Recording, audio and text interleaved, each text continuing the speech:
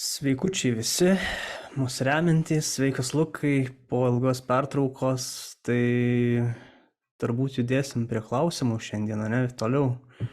Taip, sveikas Gytis, sveiki visi. Jo, po mėnesio čia užtrukau net kol įsitraukiau apdulkėjusią įrašymo įrangą. Bet jo, toliau atsakinėsim klausimus ir aš manau, dar viena bus laida mūsų, kuri bus ne tik rėmėjam, bet ir didžioji jos dalis viešai paskelbta, tai turbūt nieko ir nelaukiam ir pradedam Gyti. Norėjau sakyti, kad judam, praeitą kartą tas suveikė, kad meteorologo plepėjimas, tas efektas, kad norisi visada daug pasakyti, tai šį kartą galbūt per daug ir nepykit, jeigu labai plačiai neatsakysim į klausimus, nes tiesiog norim kuo daugiau apriepti, nes tų klausimų tikrai nemažai yra, tai turbūt ir judam per daug netemdami. Tikrai taip. Povilas klausė, Skandinavijoje orų prognozijas būna minutės tikslumu, labai retai nepasitvirtina. Lietuvoje atrodo, kad išeinat į dangų pasižiūrite ir pranešat. Ir klausia, ar užsienio sinoptikai turi pažangesnės technologijas orams nustatyti. O čia jau daug kartų atsakytas klausimas. Nu tai vėl jo, esam kažkiek ir kalbėję, nu tai čia ir visada prognozių tikslumas kažkiek koreliuoja, aišku, ir su skiriamiu biudžetu, ir su technika, ir su viskuo. Labai nuo daug ko priklauso tas tikslumas. Tai ir tie patys radarai, kurių mes čia Lietuvoje kurį laiką iš viso, galima sakyti, arba jie kreivai veikia, arba vienas veikia, kitas neveikia, tai čia nuo visko priklauso ir nuo viso to integracijos iš tikrųjų priklauso. Tai jeigu užsienį, tarkim, Norvegijoje tos prognozijas atrodo tikslesnės, tai gali būti, kad taip ir yra, arba čia suveikia pas kaimyną žalesnė žolė efektas. Tas gali būti, bet galbūt ir tikrai jos tikslesnės ir dėl ko jos gali būti tikslesnės negu, tarkim, Lietuvoje, tai dėl visų tų radarų ir palydovinės informacijos, faktinės informacijos geresnio kažkokio suintegravimo ir tų ypač mažos trukmės orų prognozių įtraukimo į, nu žodžiu, po tuo, ką matot, tai yra daugiau visko paslėpta negu turbūt šiaip, tarkim, Lietuvoje. Galbūt čia pasvarstymai mano tokie, aš nežinau, ką Lukas galvoja. Tai aš tikrai pritarčiau, tik pridursiu, kad, ką ir minėjai, priklauso tas nuo biudžeto ir atitinkamai ir žmonių ten dirba žymiai daugiau ir pas mus nepaslaptis, ta prasme, tų specialistų yra 3 daugiausia, kurie dirba su tom skaitmeniniam prognozėm, nes vis tiek, jeigu jau apie prognozes kalbam, tai skaitmeninės, tos kompiuterių sugeneruotos. Tai ten tie skaičiai yra, nepalyginamai didesni, aišku, valstybės didesnės, bet ir skaičiai tų žmonių, kurie dirba, nepalyginamai didesni. Taip, kitaip sakant, biudžetas ir žmogiški resursai, tai Lietuvoje ant šitos vietos esam silpnesni, tai jeigu taip ir yra iš tikrųjų, tai tada viskas veda į šitos paprastus dalykus šiaip. Taip, tai yra Tomas, prieš šitą postą parašęs buvau rugsėjo pabaigoje, tai Tomas klausė jau šiek tiek pasenusio klausimo, tai yra, ko paklauso pas meteorologus, kaip va ir apie šiandienos orus pietų Lietuvoje. Buvo žadamas lietus, bet iškrito keli lašai, kas nutiko, kad lietus pradingo ir taip jau ne pirmą kartą. Tai čia tada iš dalies, aišku, net neprisimenu, kokia ten tiksliai situacija buvo. Nėra ir labai svarbu, kaip ten buvo, bet visada taip nutinka būna.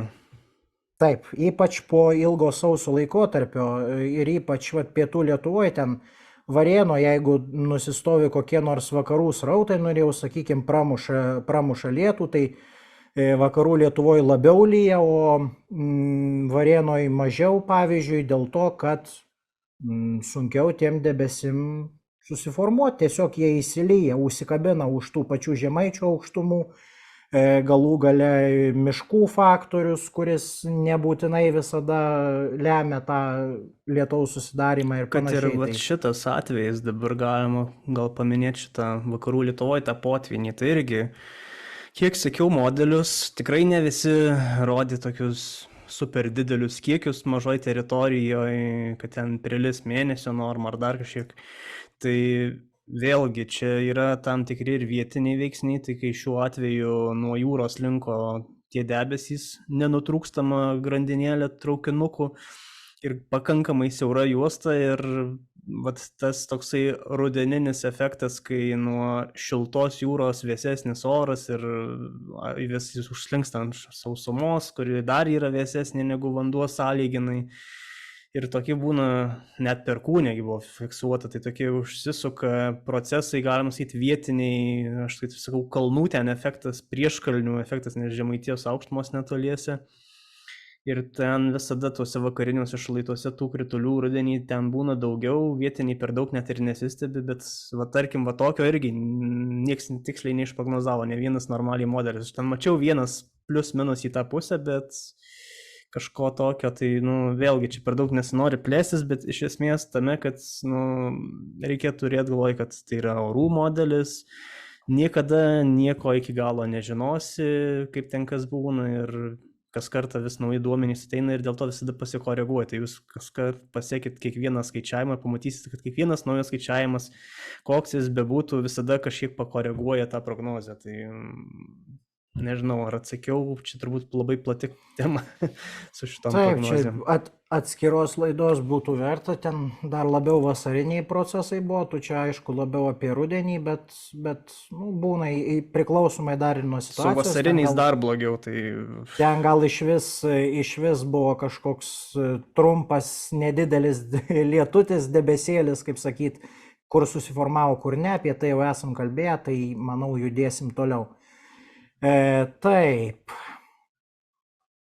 UFO 3 klausia, paprašyčiau pateikti po keletą gamtos reiškinių pavyzdžių, aiškiai bei paprastai paaiškinančius fizikinius dėsnius. Aš tai čia turbūt klausimą atvirkščiai užduočiau. Aš tai iš karto pasakyčiau, kad aš nesu nei teoretikas, nei fizikas, toksai, kad čia dabar teorijas pasakočiau, tai tikrai ne mano stiprioji pusė. Sakyčiau, tai eik fiziką pasikalbint, gal geriau, o ne mane. Čia reikėtų, aš tai sakau, atvirkščiai klausčiau, kokie fizikiniai dėsniai paaiškina orus, nes kažkaip, gal tas sugadintas meteorologo protas, bet vis tiek kažkaip netaikai atgal. Tai, yra daug tų fizikinių dėsnių ir orų reiškinių. Atmosferos dinamika yra turbūt svarbiausias. Čia kaip juda oro kažkoks tūris su tam tikrom savybėm, tai čia, gali labai lyst giliai į fizikinę dalį ir čia šiaip iš tikrųjų užsienio mokyklose pakankamai ir giliai ir lenda, nes jeigu nori sukurti kažkokį modelį, tai daug ir tų fizikinių visokių dalykų judėjimo reikia. Yra aišku dinamika, yra ir termodinamika, visas terminė pusė, kuri dar gal net svarbesnė ir kuri, kaip ir praeitoj laidoj sakėm, kad visas judėjimas oro atsiranda iš esmės dėl nevienodo iššilimo. Tai visa ta terminė dalis irgi prie fizikos ir prie terminės dalies, tai nežinau, paprastas, kad ir tas pats, jei iš pavyzdžių tokių, tai, kad ir tas pats debesų formavimasis, tai mokyklinės fizikos reiškinys, kai tiesiog ore esantys vandens garai kondensuojasi, tampa iš dujinės būsenos į skystą ir tiek, o paskui net kaip nuo ketvirtadienio ypač tai taps ir į ledinę būseną. Tai nes orai atšals, bet apie tai laidos pabaigoje. Gerai. Bet čia teoriją galima lysti ir aš visada geriau siūlau, aš pats pasiplaunu, nes aš žinau, kad tikrai nesu super teoretikas, tai visada sakau, geriau eikit pas fiziką, kuris universitete kažkaip dirba ir jums paaiškins labai smulkiai. Jo, Domas klausė, aš paklausčiau, kiek dar metų vyks radaro kalibravimo darbai. Geras klausimas. Šiaip tai jau tie darbai ten plius minus pabaigti, bet kalibravimo darbai ten kiek turbūt vyksta toliau, nes tenka matyti, kad atsijungia, išsijungia, tai ir kažkokių trukdžių ten būna. Bet šiaip tai apskritai kalbant, tai radaro kalibravimas tai yra nebaigtinis procesas, nebaigtinis darbas, jį reikia nuolatos kalibruoti. Tai čia gali sukalibruoti. Šiai dienai pasikeis kritulių fazė, vėl reikės kalibruoti, nes lietų matys radaras, o sniegelio kažkokia nematys. Tai pagal viską tą kalibravimą reikėtų pakankamai dažnai atlikinėti. Priklauso nuo fazės, temperatūros. Jeigu jau taip nuoširdžiai darbą atliekant, tai pakankamai daug ir kalibruoti reikėtų, manau, čia taip atsakant. O kada baigsis, tai gal ir niekad nesibaigs, tiesiog plius minus, sakykime, kad čia turbūt turėtų galvoj, kada plius minus bus sukalibruota. Na tai kai matysit, kad plius minus atitinka radaro vaizdas už lango, tai turbūt galima galvoti, daryti prielaidą, kad ir sukalibruotas jau jisai, tai tiek, nežinau. Taip, Vytautas tiesiai šviesiai klausė, kokia alga meteorologų? Kokia alga? Šiaip nedidelė.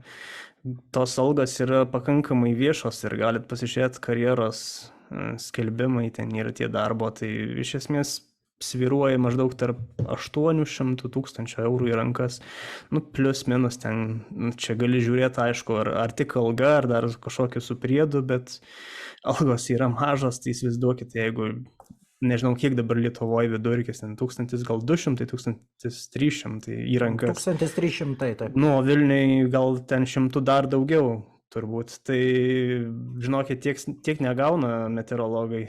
Jeigu jūs galvojat, kad tiek gauna, tai, paprasti specialistai ten gal kokį pavieniai ir gauna, bet tikrai nėra tokios algos, kaip sakyti, einamos, tikrai netokios. Apie 1000 iki 1000, ten plius minus, 1000 plius minus, nežinau, 200 eurų, tai čia būtų kokie 95%, 90% visų maždaug tiek ir gauna, tai ašarėlės. Žmonės dar irgi dažnai sako, ypač kai kas nors neveikia, kokie radarai ir ten svetainės, tai pasižiūri kur nors rekvizitus ir ten 190 darbuotojų ir jie gauna kažkokią tai vidutinę algą. Ir galvoja, visus dabar juos atleisti, nes kiek čia jų sėdi ir nieko jie nepadaro. Tai tų realių specialistų yra apie 100 specialistų, visa kita yra stebėtojai, kurie dirba ir už mažesnį atlyginimą ir panašiai, bet ir šiaip tos algos nedidelės. O dar ką aš norėjau pasakyti, kad ir šiaip meteorologijos tarnybos finansavimas visais amžiais buvo ir, turbūt bus, taip pesimistiškai pasakysiu, buvo ir bus vienas iš mažiausių visam aplinkos sektoriui. Tai kas labai piktinatės, kad nedirbam ar kažką negerai padarom, ar kad reikia juos visus atleisti, tai jūsų nuomonė, bet net ir didelio nuostolio valstybei nepadarom.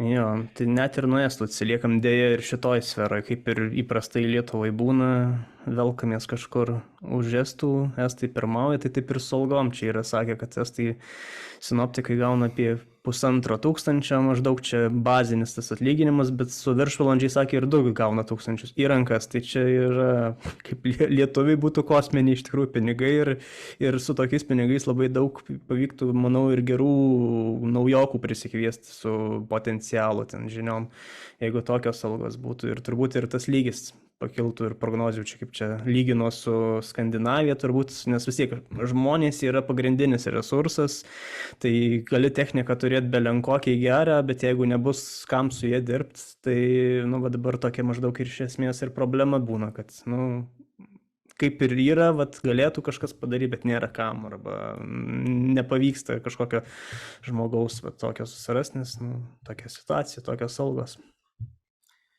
Adomas klausė, kokį potencialą meteorologijoje turi dirbtinio intelekto taikymas, kokie sprendimai dabar yra naudojami. O žiūrint dar toliau, ar kvantinės kompiuterijos plėtra gali prisidėti prie ilgalaikių prognozių tikslumo. Čia aš biškį gal atsakysiu, paskui Gyti, jeigu turėsi ką pridėti, tai kvantinė kompiuterija, kaip mes dabar įsivaizduojam, tai įspręstų, sakyčiau, kokį 50-70% visos meteorologijos problemos. nes sugebėtų apdorot, dėl pačios kvantinės technologijos sugebėtų apdorot ženkliai didesnius kiekius, ženkliai greičiau, tiesiog, nepalyginamai čia irgi mes esam apie tai kalbėję, kai kalbėjom apie orų prognozes.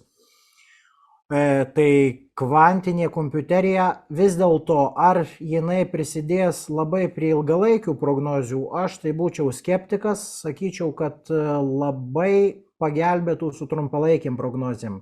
Ir ypač turbūt būtų einama ant to, kad kuo geriau modeliai tvarkytųsi su vasariniam tom audrom, neaiškiom situacijom.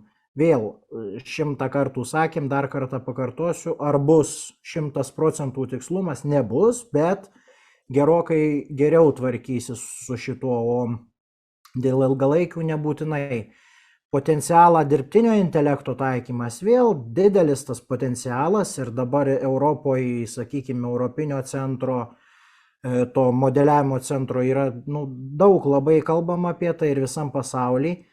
Gali būti net iki to, kad pakeis žmogų, sakykime, prognozes rašant arba perspėjimus kuriant, bet vis dar tų sprendimų plačiai nėra naudojama, kai kurie jau yra pasirodę, bet vėlgi meteorologija, kadangi yra labai specifinė, tai ten tokio klasikinio dirbtinio intelekto arba klasikinio ten sisteminio mokymosi, to machine learning, nelabai pritaikysi. Tai trumpai tiek. Ir aš gal trumpai, kad yra straipsniukas, aš esu čia įkėlęs kažkada prieš mėnesį, prieš 2, apie tuos dirbtinius intelektus, kad technologija dar pakankamai nauja, bet aišku, daug žadanti. Ir pasiskaitykit, aišku, jau patys, jeigu esat sekėjai, kas seka, tai tikrai buvo tekstas į Facebooką nekėliau, nes tokius nišinius dažniausiai nekeliu, bet apie tai šiek tiek parašiau, tai galit pasiskaityti, apie tai, kad kiniečiai šiuo metu kol kas pirmauja, bet technologija tikrai daug žadanti ir matysim, ką jinai atneš. Taip. Liudmila klausia, kaip pasikeitė, kokios naujovės ar technologijos atsirado meteorologų darbe, negu kad buvo prieš 10-20 metų, kurios palengvina nustatyti tikslesnės prognozes. Tai kaip ir minėjom, tai turbūt vos ne kaip diena ir naktis, sakyčiau, nes prieš 20 metų tai tikrai dar buvo daugelis darbo atliekama rankiniu būdu, ten piešiami žemėlapiai, linijos, žiūrima, stebima, skaičiuojama daugiausia rankiniu būdu. Aišku, jau seniau negu prieš 20 metų buvo ir palydovai, ir radarai kažkokie, bet visa tai vis tiek buvo primityvu. Tai technologijos, tai esminės, tai skaitmeniniai prognozių modeliai, ta superkompiuteriai ir modeliavimas, ką dabar mes ir matom, tas valandinės prognozes ar kas 3 valandas prognozes, tai čia yra dabar šitų, sakykime, 10-15 metų rezultatas. Jo, tai modeliai pagrindė turbūt patobulėjo, visa kita, tai aišku, kompiuteris, našumai, visokie greičiai, automatika, gal irgi pažymėtina, kad automatikos tai tikrai padaugėjo, meteorologijos statysi, iš esmės žmogaus dabar jau beveik nebereikia, žmogus tampa tik tais toksai kaip automatikos valytojas, prižiūrėtojas ir nebereikia tiek žmonių laikyti, kad visas darbas būtų atliktas, tai tikrai automatizavimas, tai meteorologija tikrai pakankamai stipriai palietė ir čia turbūt ant šito galima. Modeliai ir automatika. Ir automatizavimas labai tiksliai galim pasakyti, bent Lietuvoje prasidėjo 2011 metais. Tai jum ir kiek čia, 12 metų. Tai va. Ir dar vienas klausimas Liudmilos, kaip ir ar bendraujama su kitų šalių meteorologais? Tai bendraujama, kažkoks lygis visada yra, aišku, pagrindė su kaimynais, bent jau iki šitų visokių karų su Rusija, iki tos agresijos tai būdavo ir su Baltarusija keisdavosi, ir su rusais duomenim, tai čia normalu, bet priklauso tas bendradarbiavimas irgi. Duomenim keičiasi visos šalys pasauliniu lygmeniu, bet, tarkim, glaudesnis bendradarbiavimas būdavo Lietuvos visada su kaimynais, dabar jau liko tik tais Baltijos šalys, nu, estai ne kaimynai, bet kaip kaimynai, tada Lenkija, nu, ir dabar vis dažniau turbūt šliejamės ir prie Skandinavijos, tai pagrindinis tas mūsų regionas, tai čia aišku, bendravimas yra, tarkim, buvo mokymai neseniai sinoptikų ir ten kas metai vyksta tam tikri kažkokią temą brūžina, kaip prognozuoti ant ciklonus, kokius jų judėjimą, ar kritulius, ar liūtis kažkokias, tai visada būna susirenka ir pasikalba, ir mokosi, ir vieni iš kitų, tai čia visada tas dalykas yra ir jis būtinas, aišku. Tai trumpai čia tiek. Taip, netgi sakyčiau, visa pažanga, nu kaip jinai kitaip ateis, jeigu ne iš pažangesnių šalių, iš Skandinavijos ar vakarų Europos, kur tai yra, nu, visas meteorologijos mokslas ir technika pažengus daug labiau. Inga klausė, kokią įtaką Lietuvai daro Golfo srovės? Nu, prašau. Kiek ten, 15 laipsnių būtumėm vidutiniškai šalčiau?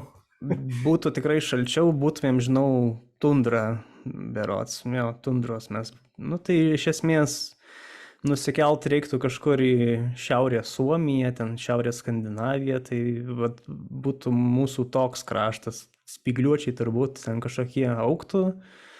Bet būtų tikrai šalta ir toks ir efektas jisai, nes iš vakarų pagrindinės visos oro masės pas mus juda ir tas efektas, aišku, ryškiausias yra šaltuoju metų laiku, nes iš vakarų slenka šiltos drėgnos oro masės, va kaip dabar irgi tie orai tokie buvo drėgni ir vis dar šilti, tai iš esmės tą ir lemia, kad mums pakelia temperatūrą visada bent keletų laipsnių negu įprastai, tarkim, kad būtų, jeigu visada pūstų vėjas iš rytų, tai pamatytumėm visai kitokį vaizdą čia Lietuvoje. Nebūtų taip faina, būtų dar nefainiau tiksliau, jeigu dabar nefaina, tai būtų dar nefainiau ir toks ir efektas būtų. Nu, ir gal tik tais, kad būtų mažiau to debesuotumo. Galbūt, bet irgi, nu, čia bandau pritemti maždaug, kad jei šaltesnis oras, tai galbūt dažniau ir sausesnis, jeigu ne nuo vandenyno, tarkim. Tai čia labai šildo visą tą Europos, ypač vakarinę dalį, nu ir aišku ir mus, mes labiau tokiam pereinamojam zonoje esam, bet vis tiek čia užtenka pasižiūrėti tiesiog pagal platumą, maždaug tiesią liniją pasižiūrėti, kaip labai gražiai kinta ta temperatūra, ten Londonas, Berlynas, Vilnius, Maskva, taip maždaug eit ir labai matosi, kaip vidutinė temperatūra labai keičiasi į žemesnę pusę. Taip, ir apskritai galima net ir į kitą gaublio pusę pasižiūrėti, toj pačioj platumoje su Lietuva yra, nu, Kanados ten vidurio Kanada, nu tai, nu ką mes žinom apie Kanadą? Taiga, Labradoro pusiasalis. Jo, tai ten miškatundrė, tundra, ten tikrai lapkritį jau ledas normaliai, viskas užšąla ir tai va, galima taip ir įsivaizduoti, kad ir pas mus maždaug būtų kokių 6 mėnesių žiema, nu ir tada labai trumputė vasara, ten mėnesis 2, sušiltų vasarą gal ir normaliai, bet tikrai žiema savo teritorijas labai išplėstų ir čia būtų šalta.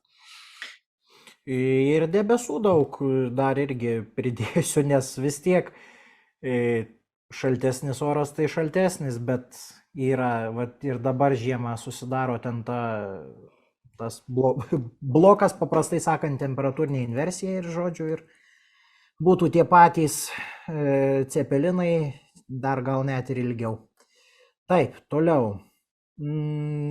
Vaidotas klausė, čia jau buvo šitas klausimas atsakytas, bet vis tiek pagarsinsiu, tai įdomu būtų sužinoti apie orų prognozavimo virtuvę, kokie duomenys naudojami, kaip jie surenkami, kokie modeliai skaičiuoja ir vertina, kaip dažnai prognozės koreguojamos, ar vertinamos modelių paklaidos ir kokių priemonių imatės joms mažinti. Ir kaip prognozės veikia klimato kaita. O, čia labai plati tema, man atrodo, ir kalbėjau atskirai laidoj šitą. Tai net nežinau. Duomenys, 5 žodžiais duomenys naudojami. Faktiniai stebėjimai, radarai, palydovai, kaip jie surenkami, persiunčiami, nežinau, iš stočių, tai paprastu 4G ryšiu, jeigu ne, tai palydoviniu ryšiu, kokie modeliai skaičiuoja skaitmeniniai modeliai, kaip dažnai koreguojamos, kad paprastai kas 3 arba kas 6 valandas, Lietuvoje galima tą padaryti kas valandą, jeigu reikia. Ar vertinate modelių paklaidas? Taip, vertinamos. Kokių priemonių įmamasi joms mažinti? Nu, tai tiesiog įvedamos korekcijos. Taip, Rūtė sako, kad nieko nepaklaustų, tik pasilabintų. Tai labas. Tai labas, Rūtė. Toliau. Žiūriu toliau klausimų.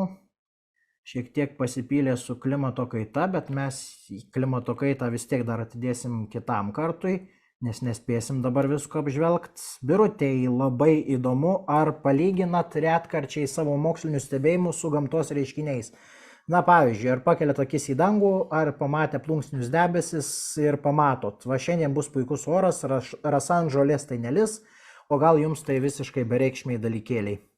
Seniau aš tai taip nedarydavau, dabar kažkaip aš tų prisiskaičiau visokių ir liaudiškų, ir neliaudiškų, kažkaip čia paskutinius kelius metus pradėjau dažniau skaitinėti, tai vis pasižiūriu, tai aišku, tie liaudies visokie, jeigu šiandien taip, tai po 2 mėnesių kažkas bus kitaip, tai šitais niekada netikiu, čia yra absoliučiai man nesąmonė.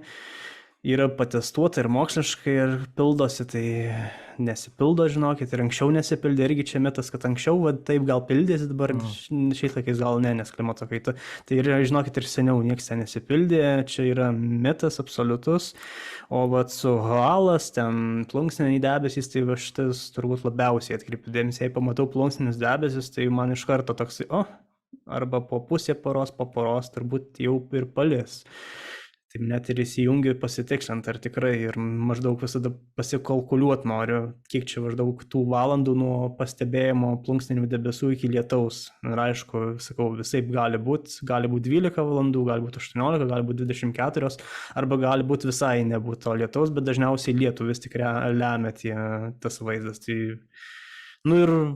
ir kai būna saulė, ten raudona, irgi ten esu tokius pastebėjimus, kad arba prieš šaltį būna raudona saulė, arba po lietaus, nes dėl ko? Dėl šito atmosferos skaidrumo, tai irgi daug vandens garų ar taršos kažkokios yra, tai saulė ir nudažo raudonai, nes išsklaido spindulius lieka raudoni. Tai vat tokius turbūt labiausiai aš atkreipiu dėmesį. Jo, čia labai gerai palėtei, kad sakydavo, kai ir labai gerbiami specialistai Lietuvoje, kad anksčiau tai pildydavosi, o dabar jau klimato kaita, tai viskas įsidraikė. Tai čia labai konkrečiai galiu pasakyti, dabar būsiu nepopuliarus,